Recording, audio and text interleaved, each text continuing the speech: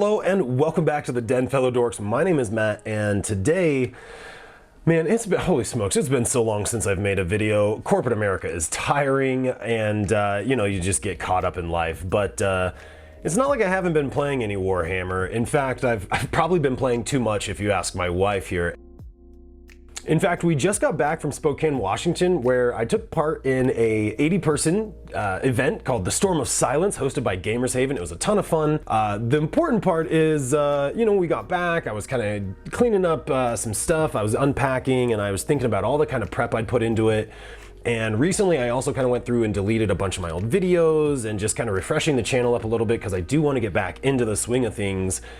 And I thought, you know, what better way to kind of kick back into the swing of things than to make a video about what I did to prep for this tournament that I just had, but more importantly, the upcoming Boise Cup. And similarly, last year I took Iron Hands and I had fun with it, and I learned about positioning Primaris Tech Marines and or the lack thereof. But this time I'm gonna take Grey Knights to the Boise Cup, and I figured, you know what? One of the videos I deleted was Tournament Prep 101. I wanted to go ahead and just recreate that video, you know, with some of the things I've learned since doing the original one. I've played in more tournaments, I've gotten more experience in general, and yeah, this is my 2 cents, so take it as you will on that. So I think I'm gonna break this down into, like, I've got 6 or 7 kind of things that you should do, in my opinion, for, you know, for a tournament. And to kick things off with number 1, you gotta have a goal, right? And what I mean by this is, are you trying to win the tournament? Are you trying to do a personal best with your army? Maybe you're trying to win best painted. Maybe you're just trying to have fun with, you know, 50 Poxwalkers and 26 Terminators, because one of my opponents up in Spokane did, and he stomped me. I could not deal with those stinking Terminators, man. They were not going anywhere. But for this particular video in mind, and what I'm trying to do in the Boise Cup is set a personal best record for a tournament this size. Boise Cup has 75 people, I believe, in this tournament, and I want to go 3-2. That may not sound like a lot, but 3-2 in a Warhammer tournament is quite well, actually. If you think about it, right, you are looking at a field of 75 people. There's only one winner, right? There's only gonna be one person who walks away with the actual W. X and 2, that's my personal best that I wanna go for in this size tournament. And to do so, the first thing you need to do when with that goal is choose the right army. Now, for going a personal best, I was gonna choose one of the armies I have, and I've got 4 or 5 different 40K armies, and although I do have NIDs, I'm not very familiar with them. I've only been playing them for like a month or 2. I had just gotten into them as the Codex was kind of coming out, and so I knew I was not ready, plus they are not painted up, they're just primed. That being said, what I do have are some Grey Knights. Now, I'm not gonna go into this, into my list or anything like that. That's not why I made this video, but overall, I played a list that had 4 Dread Knights, one of them a Grandmaster. I had 5 Paladins, 5 Terminators, a ton of Interceptors, handful of Strike Squads, and that was the gist of it. Now, that being said, Grey Knights are in a fine spot. They're not the worst army by any means, but they're not quite the top army either. And so I knew that going in, I had at least a fighting chance, and this was my first tournament with the Armor of Contempt rule, giving you, you know, +1 to your save if you're getting shot with any AP. You know, using the Paladins, they can get their armor resilience, they get an additional +1 to their save, makes them pretty tanky. Anyways, the point is, you gotta take an army that you're going to be able to accomplish your goal. If you're trying to win the tournament, a number 1 spot, take that W home, I hate to say it, but you need to be on a top meta list, or very close to it. You can't just pick up your 100 Orc Boys that's thematic because it's cool with a couple of Death Dreads, and go smash this tournament. It's just not gonna happen, right? You need to be on one of the top couple armies there. And obviously right now, if you're watching this as of, you know, June 1st, May 2022, and depending when this video comes out, I'll tell you how lazy I am, that's Tyranids. Tyranids just slap everything around. They have been for a couple of months now, so. Next up, step number 2, when you're going through and you are getting ready for your tournament, you need to check the player packet. Now, the player packet's going to have a lot of information. It's going to be emailed to you once you've confirmed your registration, typically through the Best Coast Pairings app. But the important part is you need to see when your list is due by. This is a fun little thing, right? Paladin, Terminator, Paladin, Terminator, Paladin, Terminator. Anyways, oops, Paladin. Anyways, the point that I'm getting at is the Storm of Silence that I just played in, their list registration was actually due sooner than typical. Usually it's just like a week out, and this one was due to like I want to say it was like 10 or 11 days out of the tournament. And although I didn't hear of anybody getting any disqualification, not disqualified, you wouldn't get disqualified, but any point deductions or anything in the first round, that can happen at a larger tournament. So you need to check your player packet, know when your list is going to be due, and make sure you're submitting your list correctly. This guy right here is my Dread Knight Grandmaster. He ran around. He has this cool little 3D printed halberd. Which brings me to another point in a second, but the point I'm getting at is I forgot to register a flippin' relic. So when I played all my games, I had my Warlord trait, but when I uploaded my list to the Boise Best Coast Pairings app, I shorted myself a relic, so I did not use a relic in any of my games. And that kind of brings me to a second part here with this. This is a counts as sword for a Dread Knight. You can only have a hammer or a sword, kind of as you can see on these guys. But to help change it up, I have a halberd, so you know he's the head honcho. In addition to that, the player packet is also sometimes going to contain maybe the missions you're playing. It'll have locations for parking or food or anything like that. If there's any sort of rules or anything that you need to get clarified with the judge, the TO, it's all in the player packet. I cannot stress enough, you need to check out your player packet, you need to read it, and if you have any questions, reach out to that TO, that tournament organizer, and get clarification. When I submitted my list for the Storm, I got I got approval for the halberd, as well as my librarian actually had a shield, and it's not an option anymore. So I popped that shield off, I threw that skull on there, and there it is. So we're good there. I think that about wraps all I really have to say about the player packet. Again, just read it. Make sure you go through it, read everything. Don't skim it, read it, just read it.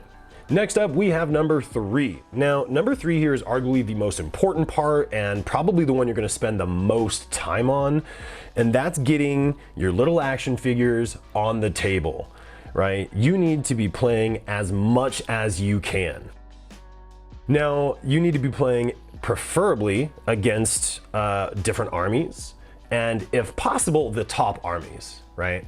I was recently preparing for a different tournament, which I ended up not going to in the long run of things, but I must have played my buddy Pat 7 or 8 times while he was on Custodes, and I didn't win I'm pretty certain, I might have taken one, but I'm pretty certain I didn't win a single one up until maybe the last 1 or 2. And the point I'm getting at is he slapped me around, but I was able to learn from it, and I was able to say, okay, well, that secondary was absolute trash, and I'm never going to take that again, right? Or, oh, hey, this one actually worked out pretty well, or, oh, hey, this little strat, paid off. So you really need to get your reps with your army. That's the most important part, just getting them on the table. But if you can play them against, if you can play against High Fleet Leviathan right now, if you can go play against, the Clowns, if you can go play against whatever, it's a good spot. Are Clowns even good right now? I don't even remember. I think it's more just Eldar in general. But anyways, you get the point. You need to get your army on the table. Falling back to that player packet, if you know the missions that you're going to be playing, I would exclusively play those missions just to get as much practice as you can. There are, in Nachmund, there are those primary secondaries, like the second primary, and a lot of those, some of those are very easy to score, but very easy to forget about. And if you play them, you're going to remember those, you're going to get a little bit more used to it, and yada, yada, yada. You get the idea. Next up, I want to go ahead and talk about what you should be bringing with you to these tournaments, and some of these things are going to be recommended and others are going to be must-haves. And I'm going to start with a recommended simply because it's going to be, I'm going to use it to hold the rest of my crap as I go through this video, but highly recommended is what is considered a service tray. Now, depending on the length of the tournament, you may or may not need this, to be honest, but it's fairly lightweight, opens up. And it just goes, and obviously you can't see this, and it's irrelevant, but you've seen them at tournaments, you've seen them around. It's got 3 levels, holds a ton of weight, like 150 pounds, and you can put your army on it, your dice tray, you can put all of your dead models on it or whatever, and move that around. It works out super well being able to move from table to table, not having to pack your army up, not having to move everything around, trying to, oh, sorry, let me get this off the table, oh, hang on, sorry. It's extra space wherever you need it. I can't recommend it enough. That's gonna go ahead and bring us to, how are you gonna take your army to the tournament? You know, do you need to store this overnight? Are you traveling with it a couple of hours? You know, what are you doing? How are you doing it? And there's 3 main ways to kind of transport your army. First up, and the easiest in my opinion, which I use every time I go play locally and just for one single game, and that's a tray, right? I have a simple tray here. The army is in, it just sits right inside here. Now this particular tray I've magnetized a little bit, but it doesn't have the best sheet of magnetized that I've found, turns out. So this one I can't tip over by any means, but it keeps it from shifting around for the most part, more than, you know, without it. So this works. I can set my army down, I can play my game, I can toss dead models back in there, I can pull them out. Very simple. This is a very quick, very easy way to transport your army. I would not recommend this if you're going, you know, a couple hours, if you're traveling or anything, you know, this bouncing around in the back seat for a couple of hours, you're not really going to want. If there's any sort of mishap, obviously things are going to go flying. You just don't want to see that. One of the other common options here is what's commonly referred to as a clamshell. And these things come in all sorts of different sizes and shapes, and they're quite honestly, they're pretty awesome. They have a ton of foam inside. You can keep everything safe. This particular one has I have my Orc Crusade army, which is sitting a little over 2,000 points currently. You've got DACA jetting in there and everything, bunch of mega knobs, bikes and stuff. But anyways, oh, I guess my Morkanaut doesn't fit, but these are sweet, very safe. As you can see, there's plenty of room to keep all your dudes super safe. You don't have to worry about dropping this thing or, you know, clashing into other things or anything. The biggest problem with the clamshells in my experience is the time it takes to load and unload them. You know, especially if you're playing a large army, sitting there trying to tuck them in between the little foam dividers and everything can get kind of troublesome or tiring, I guess. So just know that if you are using one of these, if you're playing a high model army, you might have a bad time. So that's my 2 cents. Which is gonna bring us to our 3rd option for our traveling cases. And this one I really wanted to show off here because, again, you're probably familiar with them, and by no means am I trying to like shill here, but this is just a battle foam magnetic case. It's got a couple pockets on the front, which to be honest is my biggest gripe. They're not very deep and they're not very great at holding a lot of things. This particular pocket here isn't too bad. You can fit like your codex. What's this? Oh, a scoring sheet from my storm up there. But the cool thing about this, of course, is the magnetic trays that come in and out, right? I can put my Grey Knights on here, and these guys are going nowhere. I don't have to worry about these guys falling or coming off. I've got just a handful of, you know, magnets on the bottom. And I can take this and I set this on top of the cart. Whenever a unit dies, I can just plop it right on top of the mag safe. Once the battle is done, you know, it just literally plops right back in there. Boop. All done, move it on, and you're good to go. Pull all that. Jump back over to the table here for this one, and this next one's pretty straightforward, pretty mandatory, and that is a set of the rules. You know, whatever war zone we're currently in, these are switching up every 6 months. They've got all your secondaries, your up-to-date missions and whatnot. And then of course, a paper copy of your codex. I tab mine out. You obviously don't have to, but it makes looking up rules way faster instead of having to be like, hold on, it was right here. Oh, nope, back over here again. Obviously pretty self-explanatory. Some armies are gonna have multiple books. Some armies are just gonna have 1 or 2, and your mileage is just gonna vary. So not much there. Next up, you're gonna need your supplies. Now, your supplies can kind of break down just depending on the system you're playing. I love these things. I use them depending on, you know, the system. I have obviously one here for kill team. This one's got 3 kill teams in it, everything you need to play. And then this one on here I use for all of my 40K and AOS. It's got the secondaries. I love the Tempest of War stuff, objective markers, you know, tape measure, dice bag, all of this good stuff here. Now, my next item here that kind of goes hand in hand with all of this is what I would call a must-have now that I've used them, but previously I would have called them a recommended. And to be honest, they're probably still recommended, but I consider them must-have now. And that is these neoprene objective markers, right? These ones are very awesome. These are beautiful. Got them from the Storm of Silence tournament up there at the Gamers Haven. But no questions asked. Hey, do you think you're within? Am I within 3 inches of that? Ah, man, you know it's like a millimeter. No questions asked. Are you on the objective? Are you not on the objective? Are you touching it? Right? Beautiful. I love these. You can pick them up all over the place. Just kind of, you know, depends. Let's see. We have our different game systems, and I should also say these can be condensed. When I go, well, like for example, when I went up to the Storms tournament, I did not bring everything here, right? I brought a bag of dice, I brought, you know, objective markers, I brought some extra dice for like wounds and stuff, and I left all the extra like crap behind, so to speak. But when you're going to just your local, you know, game or whatever, take all of it. You never know what you're gonna need, I suppose. I don't know. Okay, this next item. If you're a Horde player, buy yourself a goddamn dice tray. Nobody wants to watch you try to roll 46 dice in a little area, roll them, scatter them all back together, get it right. You're wasting time. Now, they come in all shapes and sizes. This one actually broke a little bit here. I've used it a ton, and honestly, I think I just like picked it up like this one day and it was like, oh, I'm dead.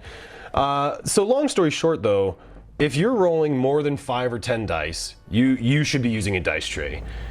You're wasting your own time, and to be honest, in a tournament, your opponent's time, well, if you're using clocks, you're not. But if you are not using clocks, you know, you're wasting your time and your opponent's time by trying to count out 36 dice and roll them all and keep them together. And use a dice tray. Which also brings me to the dice that you take should be in a brick, so to speak. So for example, whenever I go, this dice bag, this has 25 dice in it, right? It's got 15 black dice and it's got 10 green dice. The reason for that is I can very easily say, hey, I have my Psy Cannon. It's gonna shoot 6 shots. I can grab 6 dice. Oh, hey, I have 12 shots with my Silencer. I can grab all but 3 of the black dice. And you just get this quick math in your head, and it helps speed things up, right? If you're playing a Horde army, if you're playing guard, or you know, you've got 100 boys on the or whatever, grab yourself these little, I don't have one, I thought I had one here actually, but it must be around somewhere. They're little 36 count bricks, right? You can say, oh, I've got 46 attacks, I'm gonna go ahead and just dump this brick and then grab 10 more. Do yourself a favor, get yourself a dice tray. The last little bit I have here is what's called a boogie board, and this is not necessarily what I'm getting at as an item to take, but you need a way to record your score. Whether you use the ITC app, which is pretty good, pen and paper provided by yourself or the TO. I really like these little boogie boards. You know, you can write on them, you can erase it. You know, hey, I got me and my opponent and turn 2, 3, 4, 5, secondary 1, 2, 3, and it makes it very simple to keep score. Ignore my chicken scratch. I happen to grab a pink pen, how funny. But it doesn't really matter. So yeah, that long story short there, boogie board, very useful. ITC app, piece of paper, pen, whatever you want to use. Figure some way to keep track of your score, so that way if there is any sort of discrepancy, you can say, well, no, I scored 9 points on engage on all fronts, or oh well, I got 15 on stranglehold. So kind of something there. The next item on our list that we're going to take with us is not actually something physical, but equally as important, our mentality. You have to go in, no matter what your goal is, with an optimistic or at least positive attitude. You're doing yourself a disservice by going in with, you know, thinking, oh man, I'm gonna tank round 1, I'm not gonna do well, or all my dice are gonna blame, and I hate my dice, I rolled all the ones, whatever. Nobody gets better by blaming their dice, right? Good lists minimize that randomness, and you're only doing yourself a disservice by, again, holding on to that negativity. In this recent tournament, I won my first round by a single point, very close game, very fun game. And then my second game, I got absolutely obliterated. I got obliterated by 26, it was 26 Terminators, I believe, and also on top of that 50 poxwalkers, right? I just could not remove these Terminators, and I think I lost something like 90 to 60. But I went into my next round just, you know, as high hopes as I had, because I really wanted to do well in this tournament. I wanted to try to get a positive record. Just to further compound this, in that third round I was playing against Knights, and there was a part on turn 2 where 2 Dread Knights both had a successful hammer hand, allowing me to re-roll my wound roll. And after the end of the fight phase, that knight had 1 wound remaining, and I had forgotten about hammer hand both knights. Both of them obviously had wounds that did not get through, and I should have killed that knight, right? And my buddy Patrick actually said it best. He said, you know, the best time to make a mistake is at the tournament, because I will absolutely remember hammer hand going forward every time now. The point of it all, guys, have a good attitude. Go in knowing that, you know, you're not going to do perfect. You literally can't. You just won't. Statistics says no. But you're going to do your best, and you're going to have fun doing it. My last piece of advice for any sort of tournament, whether again you're in Warhammer or any other walk of life, is whenever you finish your game, win or lose, you should be offering the GGs. Again, you don't want to sulk and talk about how if only you had rolled boxcars 3 times in a row, or if only I had chosen secondary that wasn't, you know, what I chose, right? There's a time for reflection, which we'll get to in a second, but immediately after that match, your opponent has just put up a hard-fought match. You've done your best, or you should be doing your best, to win that match, and at the end of the game, somebody came out on top. Then afterwards, right, if you've got time remaining, walk around, check out the floor, see what armies are out there, see what's going on, look at the beautifully painted terrain and armies and everything, and then you can start thinking about, okay, what did I do wrong, right? Did I forget to make my rerolls? Did I position my Tech Marines in a very bad spot so I couldn't ever get, you know, the +1 to hit? Just remember, as you're going through this, guys, hindsight is always 20/20, and so don't beat yourself up too bad, but it's important to understand where you went wrong. For example, right, when I played against the Terminator list and Poxwalkers, one of the ones I had taken was Stranglehold, because I thought for sure between my mortal wounds and just the quantity of fire, I'd be able to chew through the Terminators fairly well. And that was just obviously incorrect, right? Between the Armor of Contempt, the -1 to hit, the +1 strength from their, you know, their buffs and stuff, and then on top of that, they've got -1 damage. On top of that, I forgot to pop my +1, you know, AP and +1 damage, you know, psychic power and strats and stuff. So there were, you know, although I messed up, you know, I look back and I go, okay, well, if I play against Terminators, you know, a Terminator-centric list again, I know, first off, let's not take Stranglehold. You're probably not out fighting those Terminators, right? They're built to last, especially in Death Guard.